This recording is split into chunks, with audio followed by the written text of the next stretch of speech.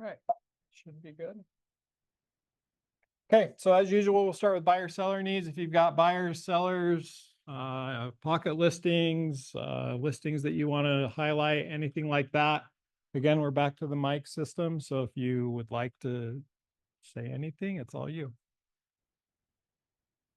Nobody's got a listing or anything coming up. No business happening in our brokerage. That's awesome. So we'll talk about it. Oh yeah. Christian needs no help at all.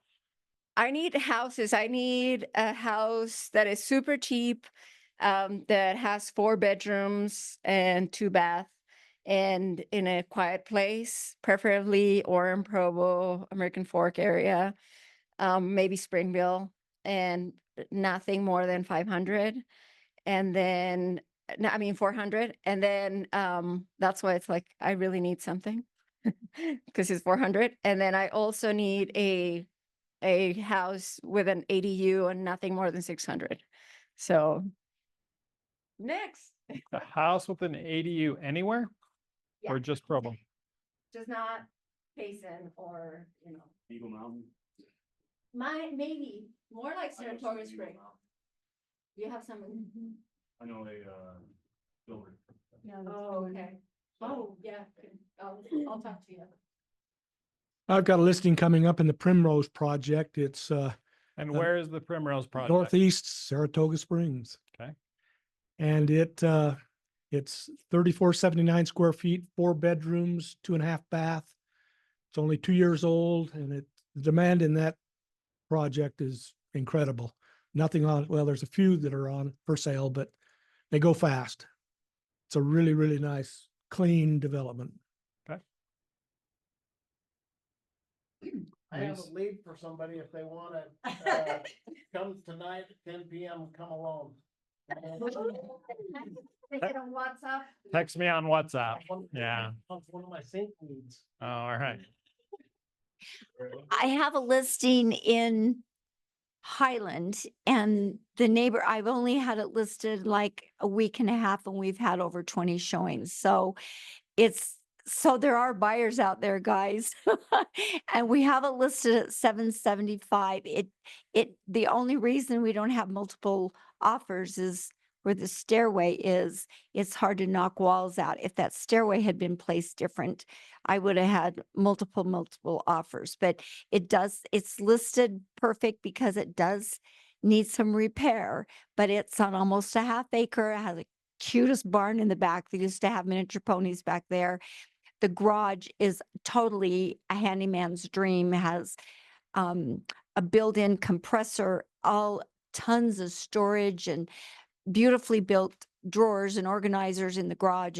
It's amazing. And we do have a standing offer, but we haven't accepted it yet because they may have to sell a house. So if you know of anybody, if this was primed out, it could sell for easy $850, $900. And almost every realtor that has showed it has said, how come you're so underpriced? We're just priced well for the conditions. So if you have anybody, it's all brick, 2-story. It's a really amazing home, and the neighborhood, everybody it's really prime. So anyway, if you have somebody, love to accommodate you, but hurry because we're probably going to take this offer if we don't get something better right away. Lisa, you got one? Lisa's got one. I have a listing in Murray. I'm still trying to sell it. 3 bedrooms, 1.5 bath. It needs work, but he is motivated to not do the work, but to sell it. And he's a handyman. Single family home? Single family home. Yep. And then what's that? He's asking $475, but there is some wiggle room. And then I have clients who are looking in the Sandy Draper area, no more than 700,000, 4 bedrooms, 2 baths minimum. And then I have a gentleman who wants to sell his house in Murray by the golf course. It's 4,400 square feet, 3-car garage. It will need probably about $100,000 to make it look like it needs new paint, new floors, make it look nice. But he's very motivated, and I don't know when he'll list it, but if we can get someone in now, he would definitely sell it. But that's it. Yeah. You're thinking how much on it? Well, because of the square footage at 200 a square feet, it would retail for about 840, right? But I'm thinking like 7 in the sevens, low sevens, because it's going to need some work. Okay. So maybe at about 195 or 192 a square foot. Okay. Okay.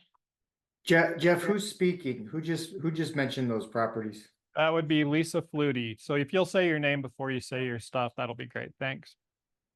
Eric Polson. I still have my listing in Lehigh. It's MLS 2000469. It appraised for 1.45 last December. And I will say that, I mean, the home was only lived in for 8 months and the owners got a job offer they couldn't refuse and moved out. It's a beautiful home. It still smells new. And the sellers lowered the price last night, lowered it down 90,000 to 1.299 with a $10,000 credit. And I will say the only downside to this house is the front yard is pretty much cement, and the backyard backs up, is unfinished and backs up to Pioneer Crossing, which, I mean, that's the elephant in the room. A lot of people don't like it, but they're going to get instant equity if they buy this house. So let me know. Leah Duncan, is that working? Yeah, it just doesn't broadcast in here. It only broadcasts on Zoom. Oh, okay. I've got a listing in Roy. It's 5 bedrooms, 2 bathrooms.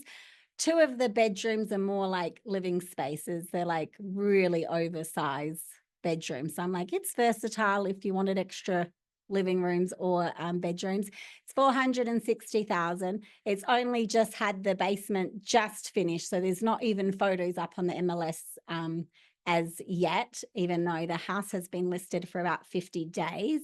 Yeah, we've only just kind of finished it off. So it's going to be on the Weber tour, realtor tour on Thursday from 9:45 to 12 o'clock. So I'd love feedback on if you think it's priced right. It has a unique kitchen. It's lovely, like walnut all the way to the ceiling, soft close, but the countertops are epoxy. And they've got like a bit of a blue splash on the white epoxy counter, which is a bit of an interesting look. It's on 0.20 acres. The landscaping is like mulch and gravel. There's like fruit trees out the back. So 3 bedrooms upstairs and then 2 downstairs, which are those oversized ones. Plus there's other 2 little rooms as well. And one of them we call the secret room because you push on the bookcase and it opens up into the little secret room. Nice. For 460, and it's over 2,200 square feet. I think it's 2,263. Just grab it. For me. Probably a tunnel there. Pretty cool, the secret room.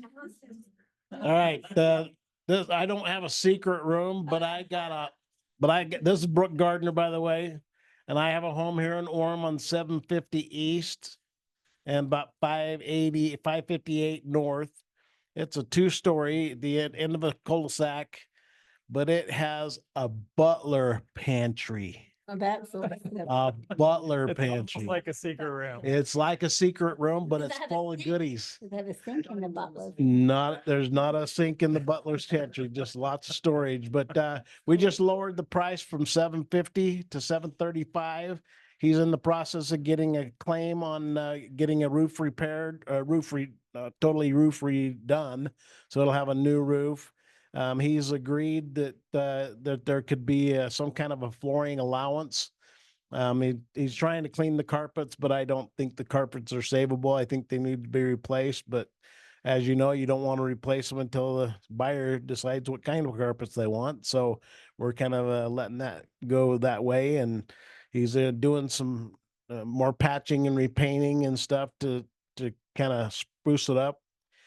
He started the downstairs ADU, tore open the wall so you could see all the plumbing and stuff that way, but it still needs a basement entrance to do that as well. But the plumbing and everything's there. But anyway, got surround sound in the basement by 735. So Nice. Come running. Awesome. Thanks, Brooke. Bob? Bob Casper. I have two listings, one in Spanish Fork. It's a townhouse in Somerset Village.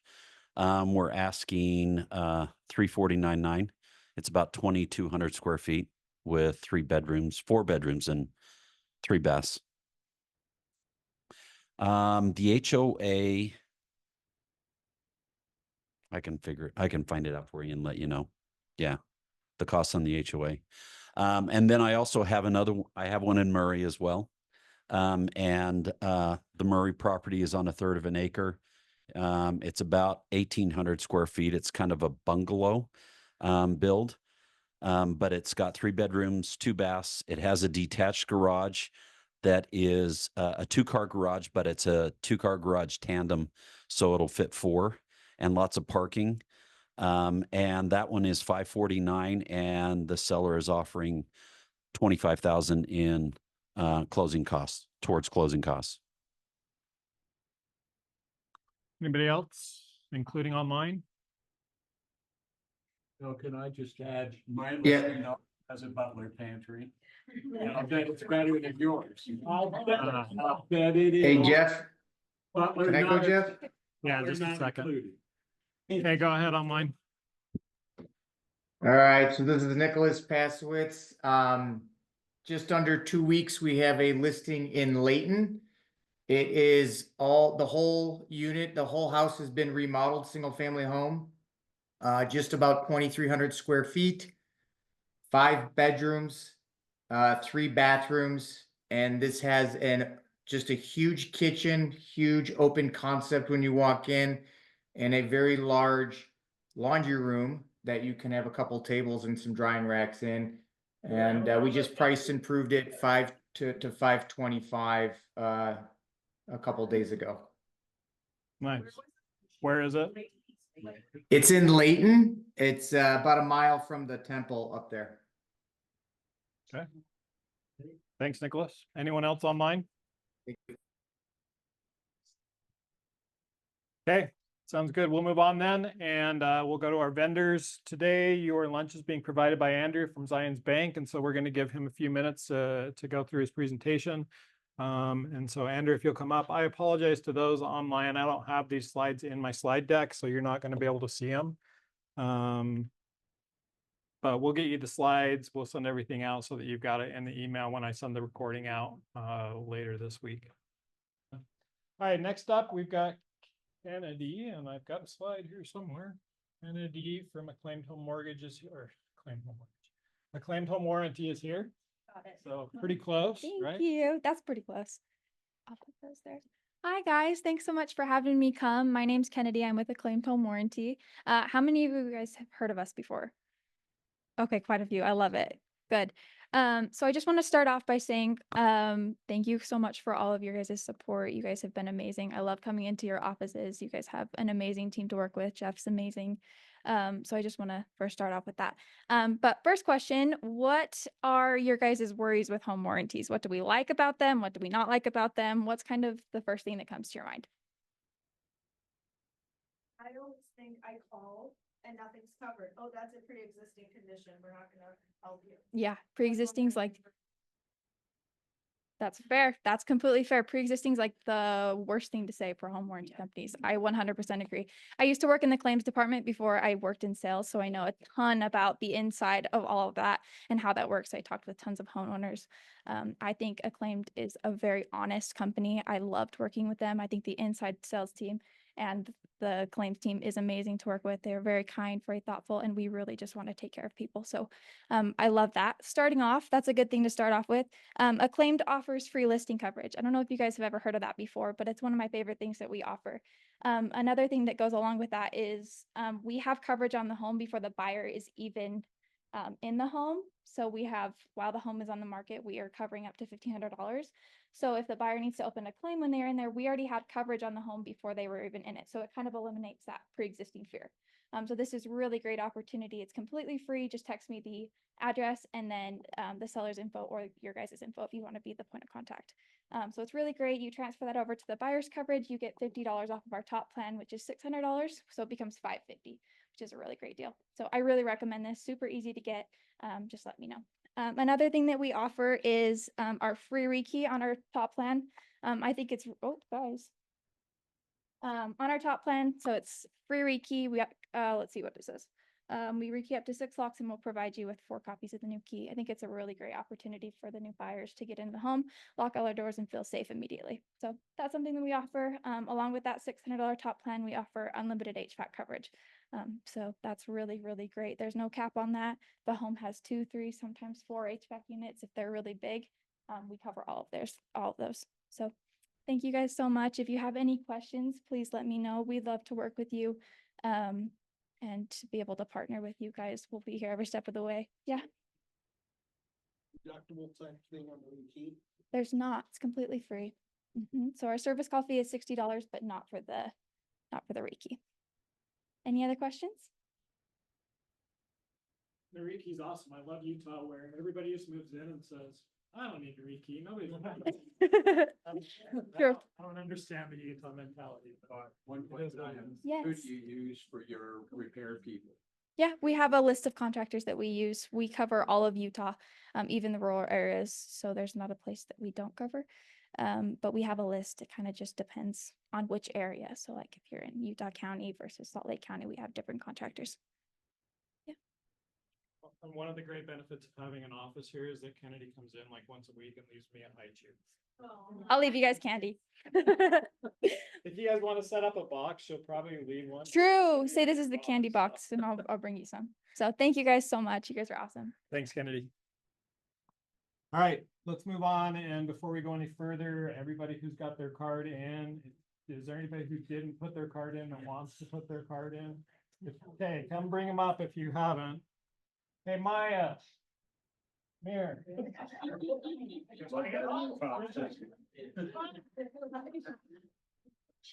gotta hurry before Maya gets here. You're not gonna be in the drawing.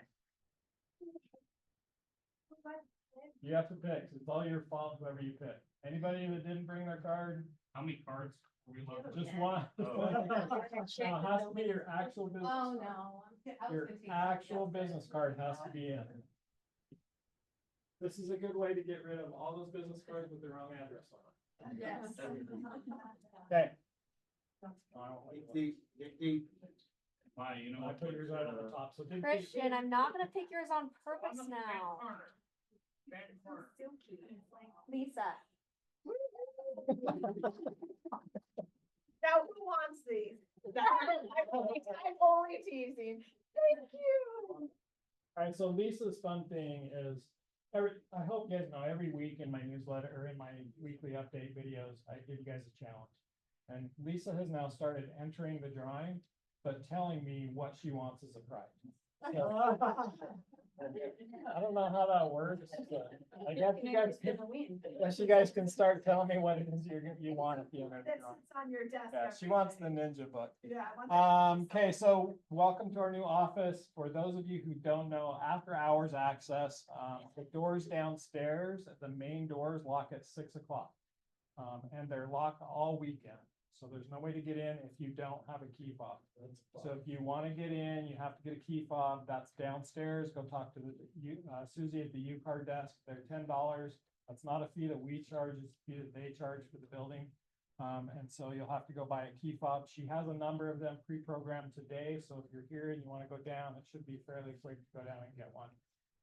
And then to get in the actual front door here, you notice we don't have a keypad or anything else. We're old school now. We've got an actual key. And so there is a super box that's hanging in the stairwell directly to the north of our offices. It's not this stairwell that's right next to the elevator. It's the other one. I do get a log because it's a Supra, right? And so when Wade comes in and then he leaves the door unlocked and loses the key somewhere, that's going to be $100 charge. Because we don't want that. I've got to rekey the whole thing. And so make sure that you don't do that. Changing your address. So if you don't already have it, that's the new address for the office. And there's a lot of places you guys probably need to check and make sure that you've actually changed your address. The most common ones are your online profiles for like realtor.com, zillow.com, Julia, wherever it is that you got your address, make sure you go out and update those profiles. But there's a number of places that need to be changed. If you have anything coming to the office, if you had the old address for insurance or realtor magazines or whatever that is, that needs to be changed as well. We do have a forward, but that forward only works for Fathom Realty. So it won't work for Lisa Flutie. It will only work for Fathom Realty. So you can put your own forward on your mail if you want, but I just suggest you go in and make a change in anything that you need for mail coming here.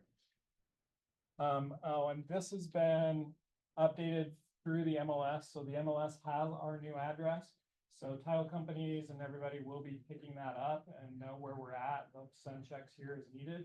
But just know that doesn't update your personal profiles with the MLS. So on the MLS, you have to go in and change your own profile addresses to whatever you want it to be.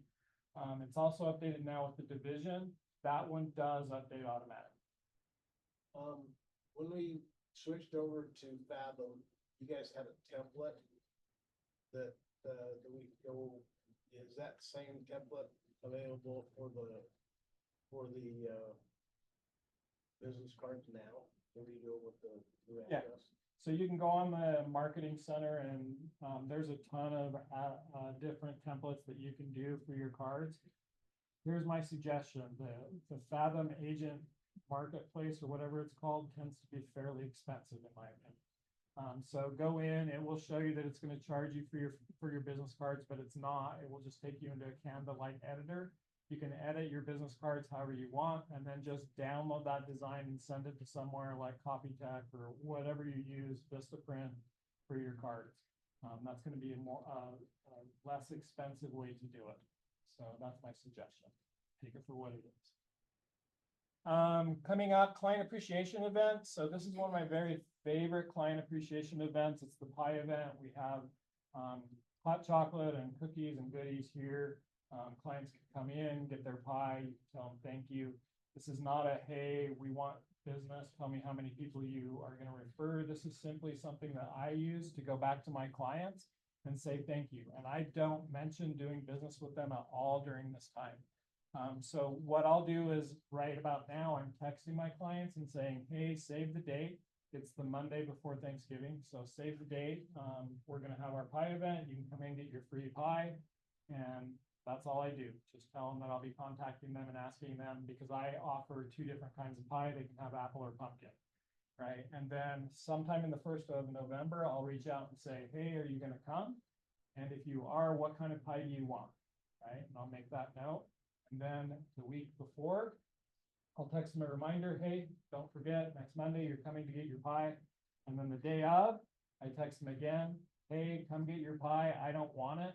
Please come get it. Right. And usually about 80% show up, which means I have 20% of my pies left over. So I take a couple to my own Thanksgiving party for the ones that I didn't really care if they came or not, but others I do hand deliver the next day. Gives me an opportunity to be in front of them. And then the day after, I send them a thank you and just say, thanks for coming. Really appreciate your business. I hope you enjoy your Thanksgiving, blah, blah, blah. But this is a great time to reach out and just tell your clients, thank you. Every single year, I get at least 2 deals out of this. And I never in any of this communication say anything about, hey, do you know anybody that's looking to buy or sell a home? Can you please send me a referral? How are you doing? Like this is all about just telling them, thank you for doing business with me. I really appreciate all that you do to support me and my business. And it's super cheap. I get my pies at Costco. I put a sticker on them. Maya can help you with stickers.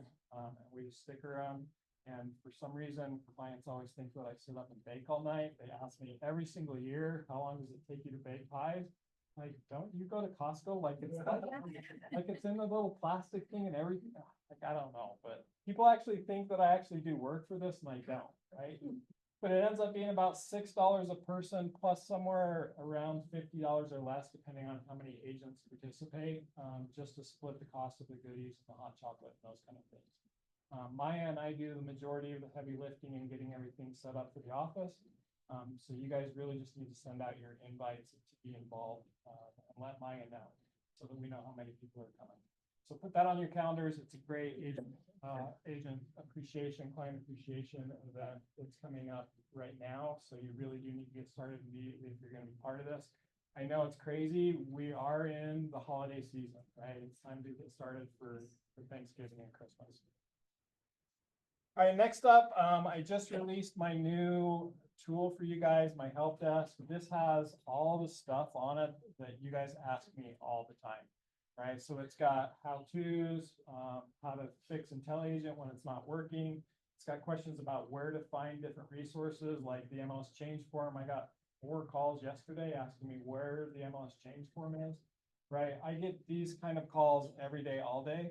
There's videos in here, there's text walkthroughs, all of that stuff is there. So just go to jeffstools.com. This will pop up.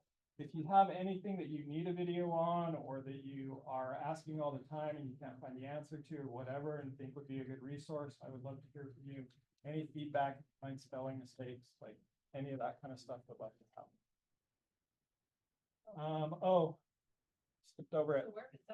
jeffstools.com. Just go there and that'll pop up. It's all there. So anytime you ask me a question, I'm not going to send you there. So I'm just going to answer the question, right? But that's there if you want to actually be BYI and actually do it before you text me. It's totally fine. I'm happy to be Google all day long. Happy to answer your questions. But if you want some extra help and you can't get a hold of me for some reason, like 4 people have texted me while I'm in this meeting, that's there and available for you. And then don't forget about orumvendors.com. That's vendor recommendations. It's a whole list of everything from landscapers to plumbers to tax accountants to you name it. And if you guys have good vendors that you want to include on that list, just let me know. The only people that go on that list are people that are recommended either by myself or by you. I don't just pick random people and put them on there. I have to have used them and like them, or to have you tell me that you like them for them to be on that list. NAR update. All right, so we're done. Settlement's over. We're all in the clear. Then we have new, right? got new lawsuits coming. Nothing coming, right? We're all good. True? No. Not true, right? So unfortunately, we have at least these 3 still left. The Moeller antitrust, the Batten antitrust, and the Department of Justice antitrust suits are still working through the court system and how they're going to play out. No one really knows. Out of all these, I think the first 2 will probably settle very cheaply, or they'll be dismissed, one of the 2, because they're exactly like the settlement we just had, except they're from the buyer side instead of the seller side. And so we'll see how that plays out. And then the DOJ, they want their fingers in everything, right? And they're the ones that want full decoupling of commissions. So buyers can only be paid by, or buyers agents can only be paid by buyers. Sellers agents can only be paid by sellers, and there's no way to cross commissions, right? That's what the Department of Justice wants. We'll see where that suit goes. My guess is we'll see that sometime late next year come to fruition. There's a lot of back and forth right now as far as who said what, if it's even available, and what the Supreme Court will allow. So there's still some of that going on. And then there's quite a number of MLS lawsuits popping up, and those are mostly, quite honestly, from us as realtors, aka brokerages, right, suing NAR. Specifically, a lot of them go towards you shouldn't have to be a member of NAR in order to have MLS access, right? Or you shouldn't have to be a member of NAR in order to be a member of a local board. So there's a lot of that kind of thing coming up from us. I'm also hearing a lot of rumblings about NAR as to their value and if they're even viable or not. So there is a lot of talk around NAR.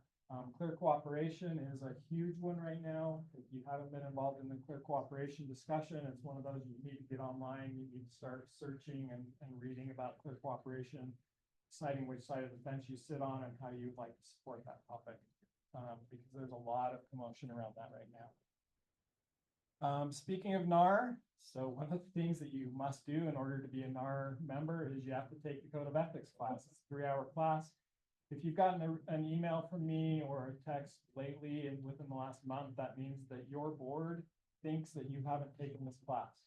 Now, what we found out is that the association, so UCAR and Salt Lake Board and all the other associations, don't talk to the state, right? And so you may have taken the class somewhere and it may be on your CE classes for the state under the realms system, but The association doesn't know that. They don't look at that. They just wait for you to report if you've taken this class. So you'll want to make sure and check with your association if you've gotten an email from me recently, and just make sure that they actually have down that you've taken this class. You have to have taken it by December 31st. If you don't, you lose MLS and super access. So you've got to have it, otherwise you're just going to lose. So when you call me and you say, why is my MLS not working? Because you need to take a 3-hour class, right? Jam, Yep, I took the class here. yep. How can they not have? Because Jason Christiansen, who taught the class here, he reported it to Realms, right, the division, but the association didn't know anything about that, right? And so we found that out, and we've sent that list. If you took that this last September, we've sent Jason's list to the different associations, so that should be cleared up for you. But you'll want to check with your association just to make sure. But it should, Ted, you should be good to go. Cool thing is if you take it 3 times, you get 9 points. Yeah, if you've taken it 3 times, you get 3 points. So Agnes, she leave our heady. Agnes found that out the hard way. She took 2 classes, the same class twice. She went to renew and she couldn't renew because she didn't have enough hours, right? So taking the same class twice in the same renewal period doesn't count for you. So just be aware of that. It's great. You understand stuff. You just don't get credit for it. Okay? If you've been watching the news, this danger report has come up a lot recently. And this danger report is one that was done by NAR back in 2015. They talked about the dangers that were associated with with our industry, right? And what could destroy our industry. And it went over 5 main points. It went over dangers for agents, brokers, industry in general, associations and what dangers would face them, and the MLS dangers. And I just want to go over the top 5, 1 point for the top issue for each of those 5 points with you, so that you kind of understand what this said. The first one, agent danger, that one was mass of marginal agents, right? So how many marginal agents we have is a real danger to us.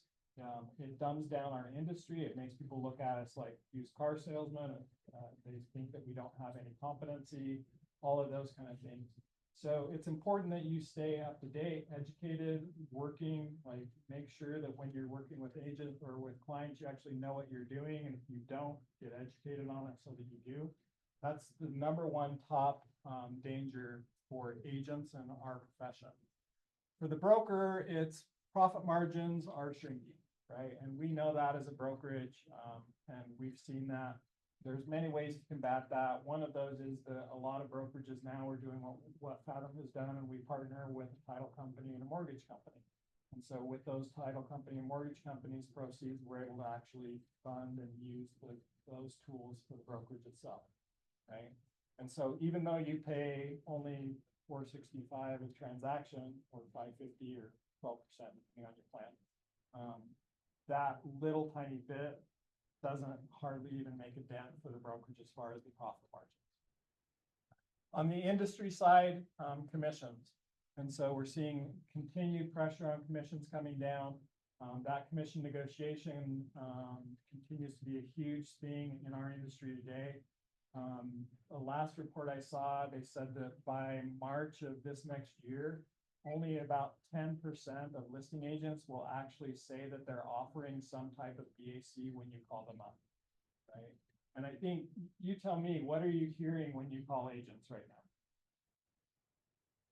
now?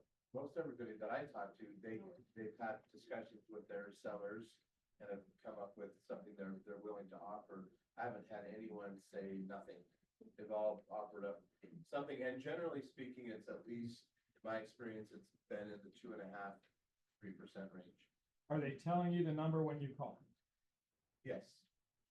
Good. Anybody else? The last 2 listings I've listed and not even questioned what the fees are gonna be, because they just assume that it's, I don't call them. you know, they just assume it's gonna be whatever I want it to be. Yeah, so as a listing agent, your discussion with the seller, It's just a normal discussion about commission and the seller's not even I questioning just that. tell them my broker won't let me go under 3%. So Yeah, that's right. I'm telling me, I'll tell them opposite of that.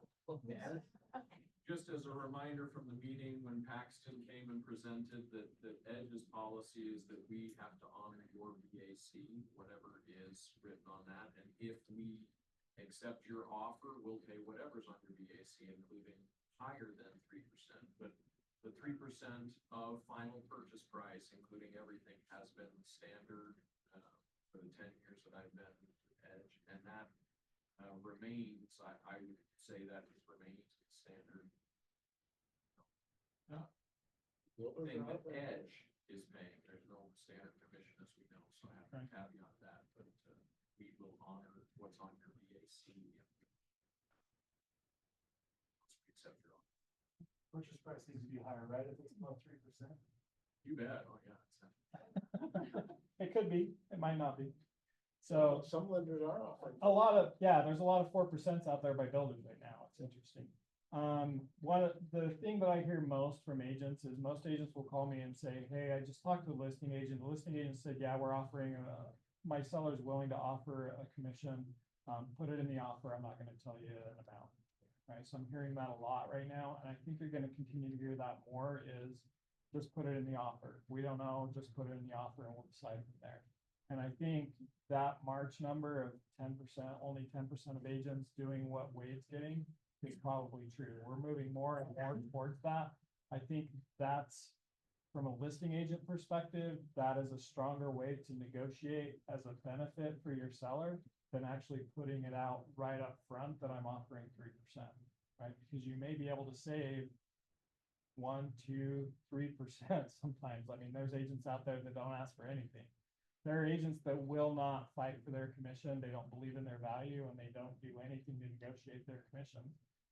If you're a good agent and you work strong and you negotiate that well, most of the commissions right now coming through are 2.5 to 3%. We haven't really seen too much downward pressure on that as of right now, because most agents working understand how to do it and are willing to work for it. And we have good listing agents who are out there working for both sides of the transaction. Right. Yeah. Yeah. I had an agent that refused his commission. He hated his client. That a problem for you? I said, no, not a problem for me. Problem for you probably. Sounds like, my broker doesn't like her and I don't like her. We're not taking a commission. Just use it as we negotiate. To get this home. I hope the board need agrees. her Being off my back. I can't stand this anymore. Fine. I mean, usually I'm the other way around. If I hate them, it's like 12%. So the association danger back in 2015, the danger that they identified for the association was the relevance of the organization. And I think that's what we're seeing right now is whether or not NAR is even actually relevant or not. And so NAR continues to be under pressure, and there are a number of other associations up and coming. And so you'll want to be aware of that and see if that fits you or not. And then the MLS danger is fragmentation and inefficiencies. We do see a lot of that. Utah's not as bad because Utah real estate is very much almost a statewide MLS, right? But in Colorado, I have 8 MLSs that I'm a member of, and they all overlap each other, and you kind of have to be a member of all of them, and some have some listings and some don't. It's kind of a crazy world. I was gonna ask, any update as far as the other counties or the areas that are not using real estate? So they continue to push on those MLSs and see if they'll integrate. At this point, there's no movement to do that. St. George wants to be its own little microcosm, and Park City wants to do the same thing. I don't know if they'll want to be there. part of our MLS. Yeah, it's an interesting dynamic. I would love to see everything just come together in one state MLS and call it good. The real issue with that is that the MLS is a business, right? Whether we like it or not. And so if any one business has a monopoly over everything, there are issues that are created with that as well. Right? All right, tax news. This comes to us benefit of Lisa Flutie. And so if you have any questions, this thing at the top, this is information, consult Lisa. No, consult my. Yeah, tax consult attorney. it, consult the Kicked Jeff CPA. out of the office. Yeah. That's why we had to leave. Yeah, because He's of in her that office. CPA, her CPA bought our office. That's why we had to leave. But in any case, this beneficial owner information, this is a new rule where you have to file if you own an LLC. If you're a member of an LLC, any type of an LLC, a C Corp, an S Corp, it doesn't matter. You've got to file, and that's for any individual owning 25% or more of any entity. So if you're included as an officer or something else in any given entity, this would apply to you. For most of you, you just have your own S Corps or your own LLCs or however you're structured, right? But this is a requirement that you file this. The filing requirement is by December 31st, this needs to be filed. So please make sure and consult your accountant and see what you need to do in order to do that. If you're a new business in 2024, you actually need to do this within 90 days of forming your LLC. So it's important that you get that done. If you formed your LLC in 2024, you may already be past due. And so you need to get this done as soon as possible. The information that they need is just your full legal name, your address, blah, blah, blah, and your business identification information. If you change addresses, you have to let them know within 30 days. And penalties for this is $500 per day and up to 2 years of jail time, right? So it is steep, right? They're trying to combat, Money laundering. yes, thank you. So they're trying to combat money laundering schemes and drugs and all kinds of stuff. Basically, honestly, it's just a data grab, right? They want to know where every business owner is and how to get hold of them, how to take advantage of them. So where do we go to do this? Talk to your accountant. your If you accountant, don't know, your if you don't have an tax accountant lawyer. that knows about it, go online and just start searching. It'll tell you how to do it. There's a lot of folks that are charging like $6 grand per business to do this. Mhm. You can do it online yourself. It's a simple. Yeah. I think Lisa's CPA charged like $200 or something. Yeah. It was reasonable. Like, you don't want to do it yourself. But talk to your accountant and make sure that you get this done. It's a big deal. Yesterday we had this Thrive in 25 business planning class with Coach Wally. This is the one that's offered through Encompass Lending. They're the ones that brought this in and give us the opportunity to do this. These are some of the takeaways. I took screenshots, and that's why his head's in the freaking middle of it. I don't know why. I haven't got the slides yet. So anyhow, the first thing that they did is they said, think back several years and write a list of at least 5 things you'll let go of, 5 things you'll start doing, and 5 things you'll do more of. The next one, 7 action steps. So 7 things to plan your year and how to calculate out your worth. We did a target accounting percentage. And so as you looked at your income and those things, and went over the percentages that you should be using in each of your buckets. And then 7 steps to change something, right? So for those that aren't already doing this or need to change anything at all, we went through 7 steps to do that. And this was an hour-and-a-half long training, really good training overall. They went through these 7 key points and broke it down into training for 2025 and how to build your business plan and those kind of things. If you missed it, it was recorded, and so you can go back and watch it. There were some internet issues and some freezing, and that was kind of annoying. But hopefully we can get it in a full format. But even with the freezing, it was a really good class. Really enjoyed it. I'm wondering, for those of you that did participate, what were your takeaways? What thoughts do you have? What things could be better? And coming up, these coaching classes are going to continue. What are the topics that you guys want to hear and see from Coach Wally?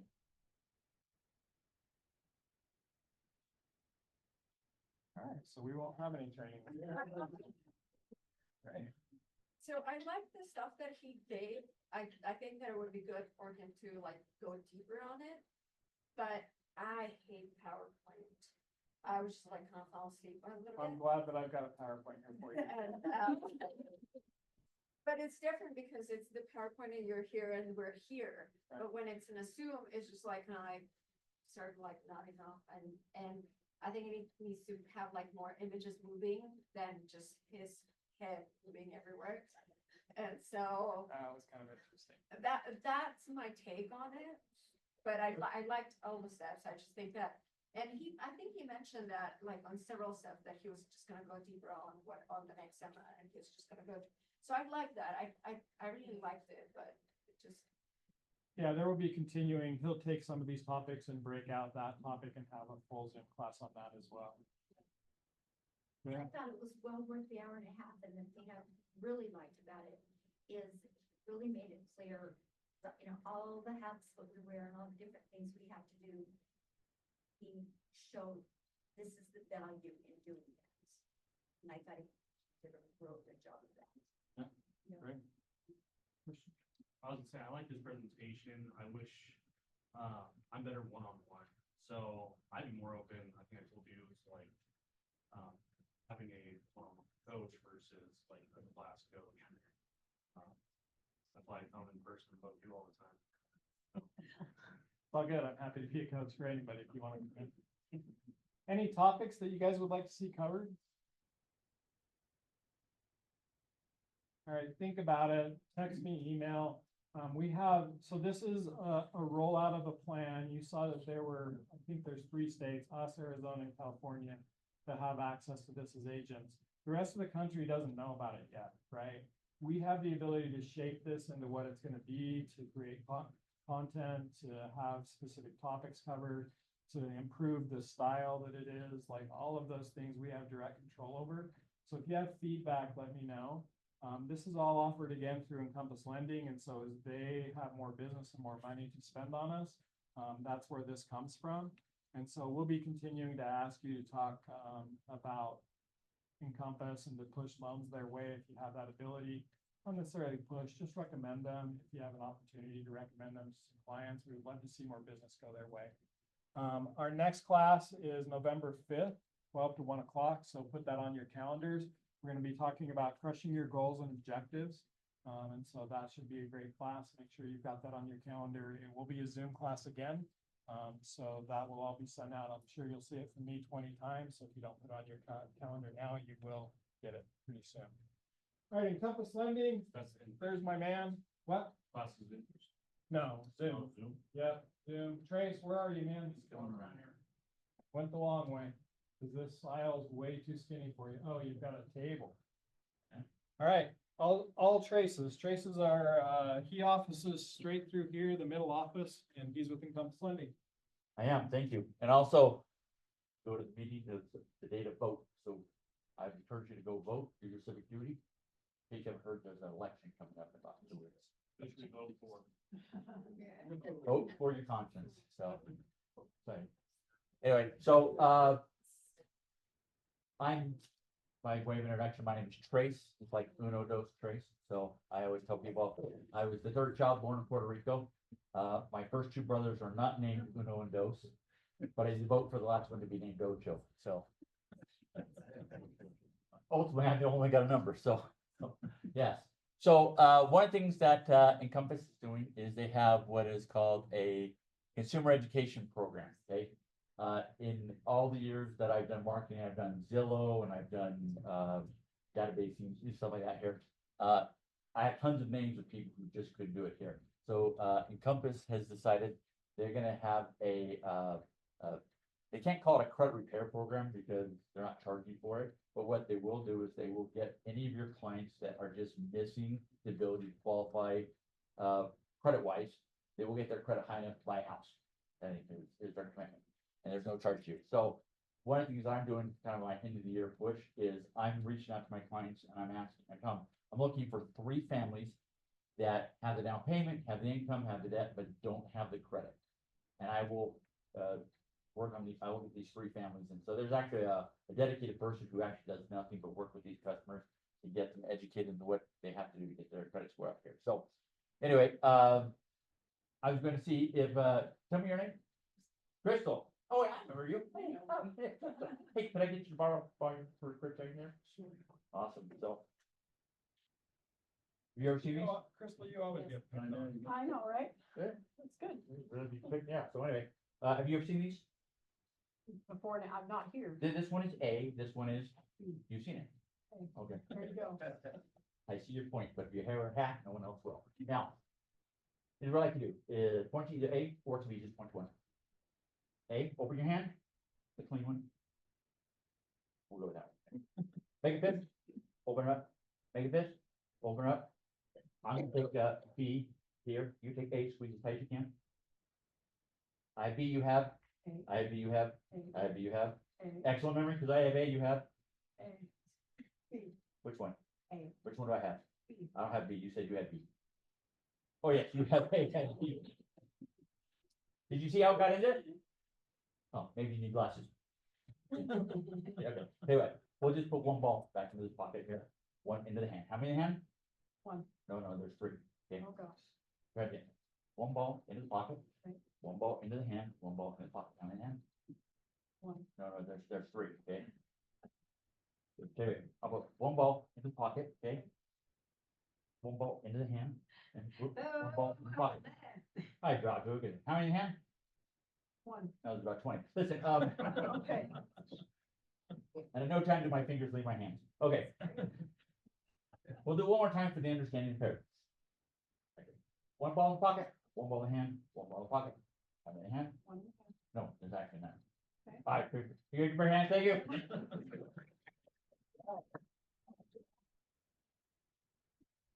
Yes, anyway, so my recommendation is, there is a website, it's, when you put up here. It's not there, but I'll send it. Okay, yeah, it's just that it's encompasslending.com/CCEP. What you do is you go in there, you put in, your name as the realtor, put in my name as the lender, and then what we'll do is they'll reach out, and get their credit high enough. So there's lots of people out there who unfortunately can buy a house if they just had a little bit better bump to their credit here. So we're looking to help you close more transactions, and this is one of the tools we're looking to do it with. So the other two things I tell you is we have what's called Always Family. So the first 5 loans that you send to Encompass, they'll give $1,000 credit to closing costs for the first 5 customers. And they also have a 3-year retention program. They'll market to the closed loan for 3 years, and they're constantly getting people who are looking to buy or get an investment property or Airbnb. They'll refer those back to you as well. So thanks for having me. It's good to be had. Hope you agree. Oh, please don't stop. All right, so our other in-house partner is Brenda Hansen. She's with Verus Title, and so we'll give Brenda just a minute. Yeah, I don't have any magic tricks.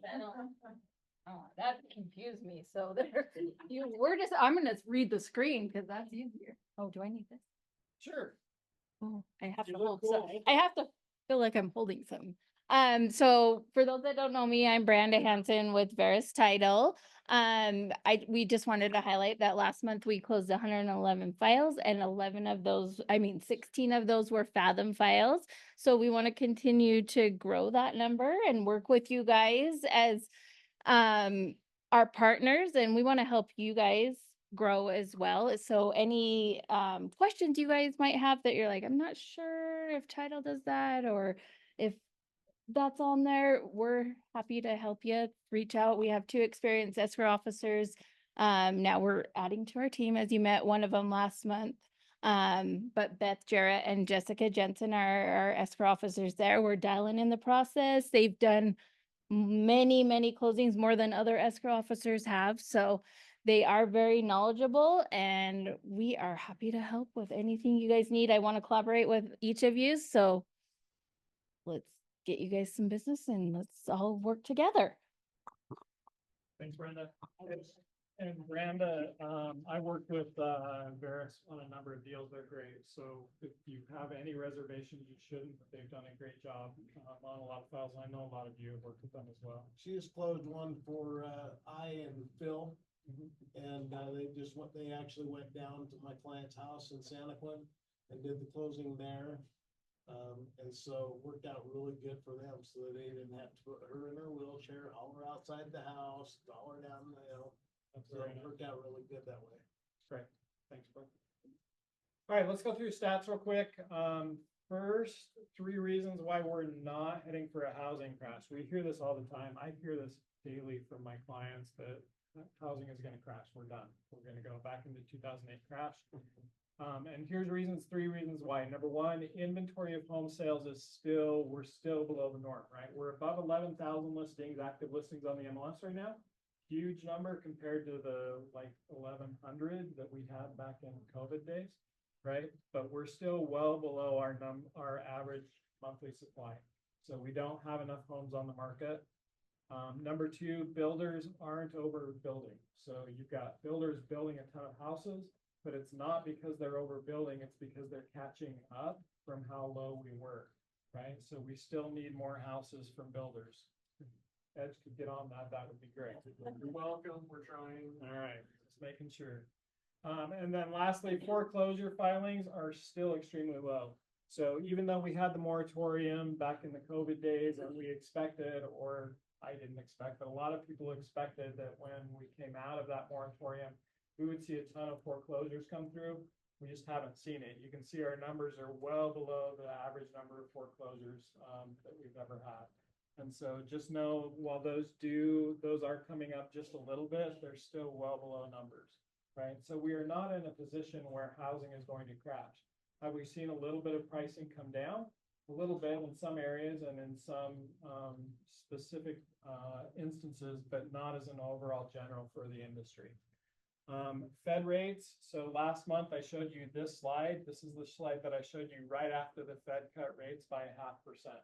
And this is where rates were headed. This is yesterday's chart, right? Why? What happened? This is where they cut rates. Why did we go up? Because we gave more to Ukraine and we're borrowing that money from the Fed, so they had to raise the rates. So the government is sending their money. All right, anybody got something that's not a conspiracy theory? I just saw it. Inflation. Oh, she heard on the news. It's I true. got it on Facebook. Yeah, on Facebook. Inflation, Because everybody has jobs. everybody has jobs. Okay, those are good reasons. Elections. So the CPI, the Consumer Price Index, didn't drop as much as we were expecting in our last report. So they had expected the inflation was going to come in at 2.3%, and it actually came in at 2.4%. And so that worried the market. And also month over month inflation rose. So expectation was that it was going to be 1%, and it came in at, or 0.1%, and it came in at 0.2% instead. And then, like Adeline said, unemployment was lower than expected. We had too many jobs, which is an awful, terrible thing to have. We don't want to have too many jobs, right? And so those things affected the market. The market is what affects the bonds that the market buys, what affects the actual mortgage rate, and not what the Fed does. So while we may see another rate cut in December, the market is still worried about what the Fed's actually going to do and if rates will continue to drop or not. And so that's why you're seeing that bump in interest rates. Whether or not that comes down or not is to be seen as we get into our next market reports. And so we'll have to see what happens with the elections. That really, although people think that has a major effect, it really doesn't. Right? So To the point made here, though, inflation does make a major issue, and increasing burgeoning national debt, even exploding national debt, can affect these sorts of things. That's a broader conversation. But should that happen, your best hedge against any such economic condition is real assets, meaning real estate. So it should be an absolute driver of your purchase of real estate. yeah. And I've talked about before that a lot of my investor clients, they're actually taking money out of stocks and they're getting into real estate right now. Right. And so it's a great hedge against inflation and everything else. Yeah, how often do they reach out to them? Usually, how often do CPI numbers come out? Do you know, Andrew? Do you know how often CPI numbers come out? Are they monthly? Yeah, monthly. Monthly. Okay. October, these are October stats off the MLS. So in October, this is just yesterday's, we have 11,545 active listings. Our sold numbers are actually down over the last 90 days, which we would expect we slow down, right? So we're seeing those go down a little bit, about 7%. But our under contracts are up, which is interesting, right? We're actually putting more houses under contract than we have in the last 90 days. I think part of that was there was some buyer confidence that came back when those rates dropped. So we saw some houses go under contract, and now we're starting to slow down again just a little bit. If we look at what September, what I showed you last month, you can see the difference in numbers. Not very much of a difference. So honestly, we're kind of in a flat market overall. These are the numbers for all of Utah for September and year to date. And it's interesting, if you look at every single one of those year to date for the state of Utah, we're up in everything. There's nothing that we're not up in. So new listings are up, pending sales are up, closed sales are up, our median sales price is up, and our percentages of list over sale is up. Our days on market is also slightly up, right? So last year we were at 53 days on market on average. Today we're at 54, right? So everything is up just a little bit. We moved to Utah County. We see pretty much exactly the same thing, except here our days on market went down a little bit, right? Not enough to really affect anything. It's 3 days different as an overall average. Interesting though, that although people think that we're in a slower market, median sales price has gone up 5% over the last year, right? And closed sales, the number of sales that we've actually closed this year, again, we're up, right? In September, almost 14%. So although it seemed like we were slower, we were actually a little bit better than we were last year. Jeff, can you quickly just go back real fast to the Utah? The Utah full? Yeah. Just wanted to see it. Yeah. All right. I saw it. There it is. Okay. And I'll send it to you in the slides as well. Okay. Yeah. These are our top producers, and these are the people you should be taking to lunch and talking to about how to be a top producer if you're interested. Every single one of these people is amazing. They're happy to go to lunch with you. In fact, most of them, if you call them, would probably pay to go pay for your lunch. Right, Tim? You'll take me to lunch anyway. No. Oh. All right, everybody but Tim on this list, you should take to lunch. Don't take Tim to lunch. But these are our top producers, both in volume and transactions.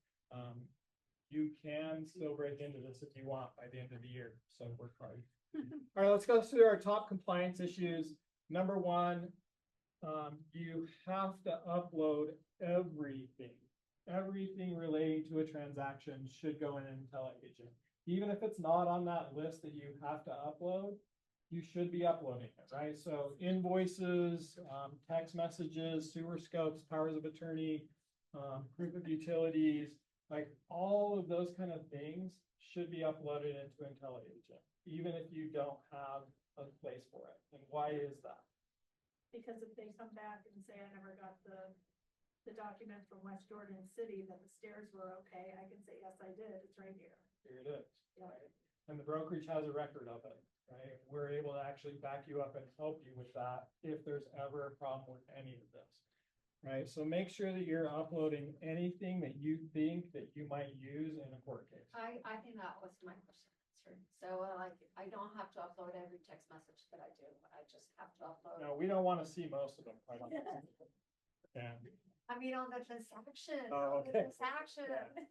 For that No. client, Depending on the client, right? Depending on how that transaction went, if it was super smooth and it was just an easy close, you probably don't need to upload them. If it was one of those transactions from hell, you probably want to upload your whole text message thread, right? Like the one that Leah has right now, she should probably upload every communication you ever had with her client, because we don't know where that one's gonna end up. Can I literally just go and copy, like on my laptop, my messages come up, can I just copy and paste it into a Word document? Or I could have edited it, whereas you don't know that it really is what we've. Yeah, so there's other ways you can screenshot, but it's pretty long, but there are plenty of things. iAmazing is what I use to back up my text messages on iPhone, and there's a number of ways on Android to back up your text messages. You do, yep, it's a cost of doing business. Is it a monthly subscription or is it a one-time? It's a one-time fee for iAmazing. How much is that? 49, I think. Oh, that's it. And then it's Super. proof that you haven't edited it. Yeah, If I copy because- and paste it into Word doc, it could be that I changed it. Yep. So I would highly suggest, if it's cost of doing business, it's worth doing, right? Did you? What's that called? It's called iAmazing, like iPhone, but iAmazing. iAmazing. You can also, like, I bought from Costco, like 2 terabyte storage, or like the download every emails, things. Yep, we're gonna talk about that as well. And so if you're gonna upload a custom document, right, a lot of people say, well, I don't even know how to put up something that's not in the list. Here's how, and I'll send out this list and this, and I'll put up a video on how to do it as well. But you basically just go to the top of the document section, click add document, a box will pop up, you upload your document. And instead of picking one of the ones in the list, just pick custom document. And then that will allow you to go in and save it, and you can name it whatever you want. And that's actually an easier way to do all of your addenda so that you know what's in it, instead of just saying addendum to contract every single time you got 12 of those and you don't know what you're looking for. Just upload it as a custom document, name it addendum 1, and then you can find it every time you go back into the file, right? So that's all available for you. Next up, the MLS right now, I'm getting a lot of these. They're very aware of late entries. So you have 5 days, 5 calendar days, not business days, 5 days from the day that your ERS is signed to have that on the MLS. You can put it on the MLS as active no-show, or you can do it as an MLS exclusion, right? If you don't want to put it on within those 5 days. But it has to be there in one of those 2 forms, or it's a $250 fine. And I'm seeing a lot of $250 fines handed out right now. So make sure that you're getting that in. If you don't know how to do an MLS exclusion, this is how you do it. First, you have to do an addendum to the exclusive right to sell. This has changed since 6 months ago or so. There used to be a form you would just print out, you would have your client sign. That form doesn't exist anymore in its previous state, right? So now you need to do an addendum to the ERS that states that the seller agrees that the property will not be listed on the MLS until whatever date or within 24 hours of any public marketing. And then you need to go to the MLS, go to forms, go to MLS forms. This box will pop up. And you'll go to MLS listing exclusion form. That brings up this form. And this form says that by submitting this form, I certify that I received prior written authorization from the seller to not have it on, right? And that's why you have to do that addendum to the ERS. And then in the box, you'll put that you won't have the on the MLS until it's publicly marketed. Then you just hit submit. There's no signature needed on this to the MLS. The signature is on the addendum that you're going to create to the ERS. Okay. Next, title reports. We're seeing a lot of this when you guys upload title reports. It has to have the buyer, the seller, the lender name listed as depending on the transaction that you're doing. And so like just having to be determined, not okay. If you've got the homeowner here, but the lender still to be determined, that's also not okay, right? None of those work, so don't do that. You do need to have both the insured, either the buyer, the seller, and the lender, or the seller. Those are the ones that you need. So you've got those in your title report. That's what we need to see, is who's being insured in your title commitment, okay? These are huge. So Jamie Egbert, who's the broker down in St. George, was just in a meeting with the division auditors about some other things, and they said that they're going to start looking very actively at a number of things. And the first one is the unaccepted, no response, or rejected offers must be uploaded individually to the system. Right. So in the past, we've asked you, okay, I've done 5 offers with my buyer and they all got rejected or not responded to or whatever. We allowed you to put that in one transaction and to submit that.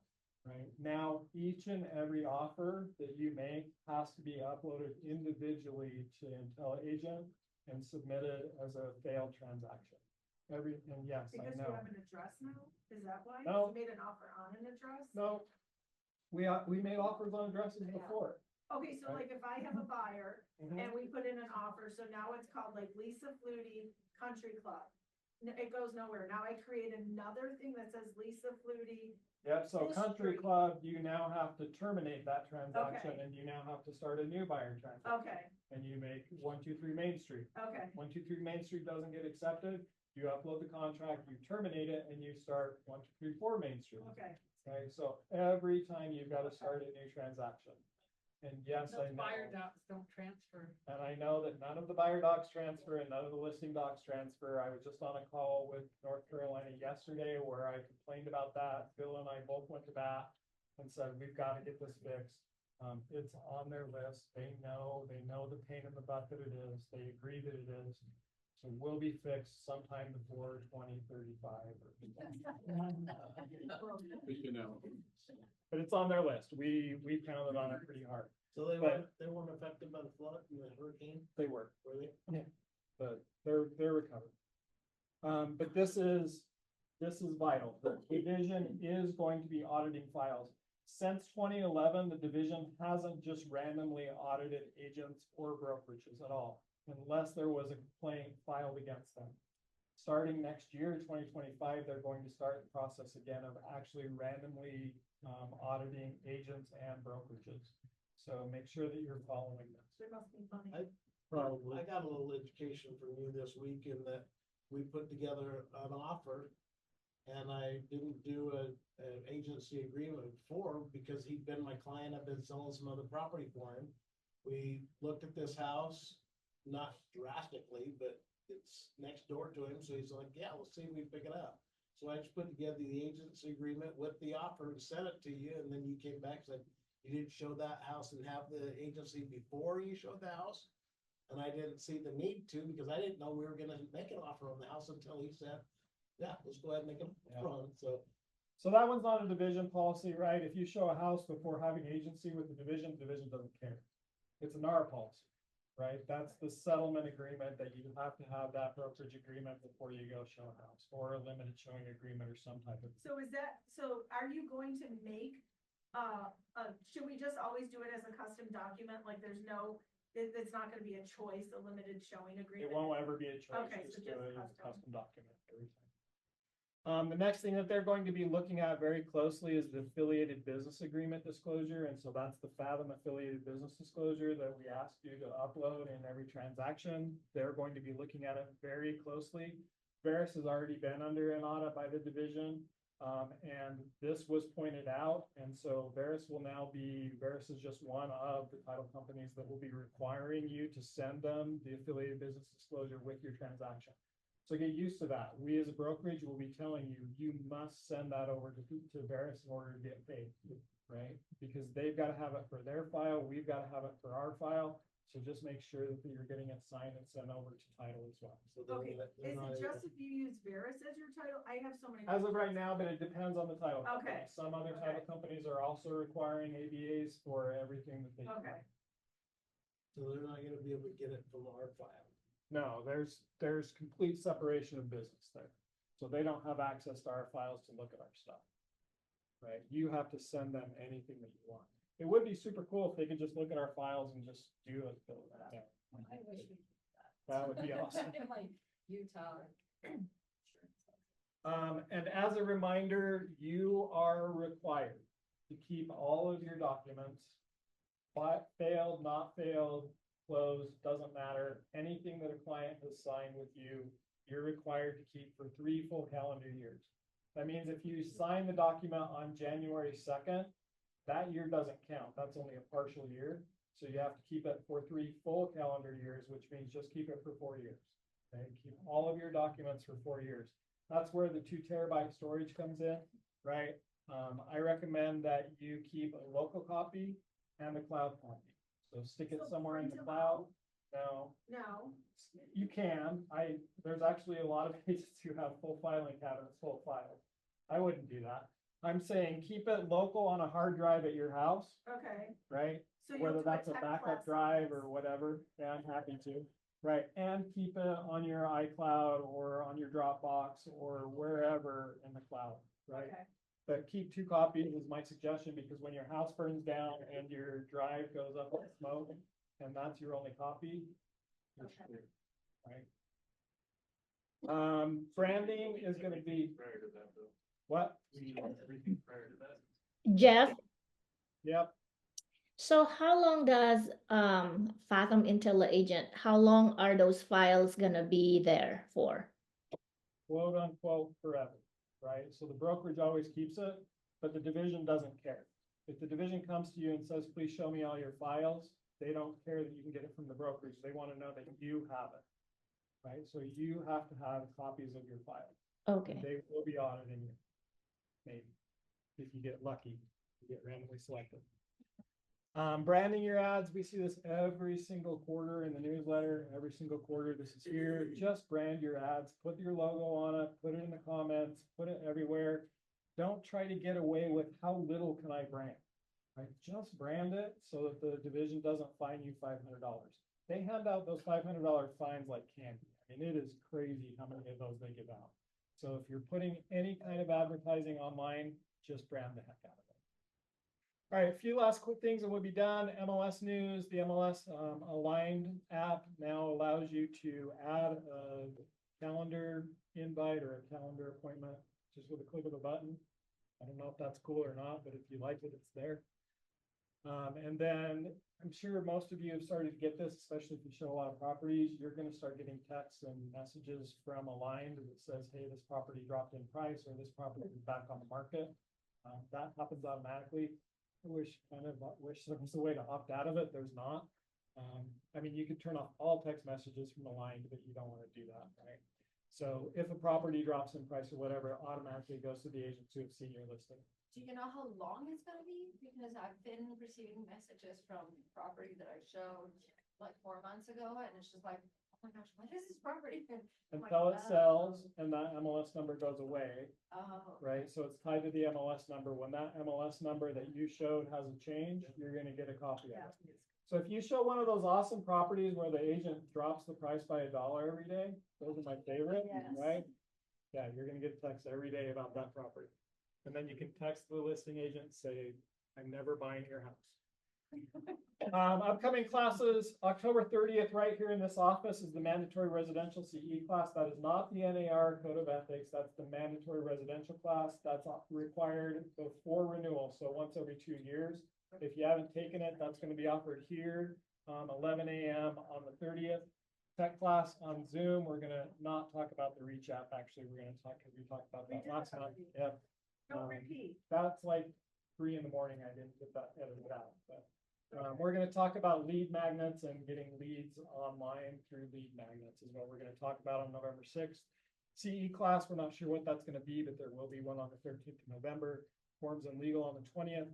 Every Friday, Fathom Learning Lab up at Union Park. Take your laptops up there and you can do, they're going to do broadcasts, I think, in the next one. Team meeting on November 25th. Client appreciation, and put the Christmas party on your calendar. It will be downstairs in the U-Car area. It's even bigger than this because we'll need it. 2 o'clock on the 11th. It'll be the same as we've always had. It'll be fun. I promise. Lots of good food. Questions, comments, anything you guys, I bored you to death? Anything else I didn't cover? Okay, go get some good. Oh, Just introduce myself. No. Is that okay? No. Okay. All right. Yeah, go ahead, Mary. So here's you.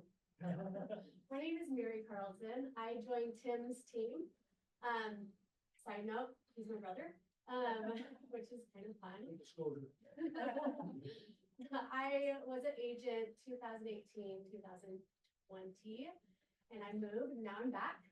I'm interested in TC work, so if you have anything that you need help with, contact me and I'd love to help you. Awesome. Thanks, Mary. All right, guys, go get some food and talk to Andrew and Trace. Thanks for being here.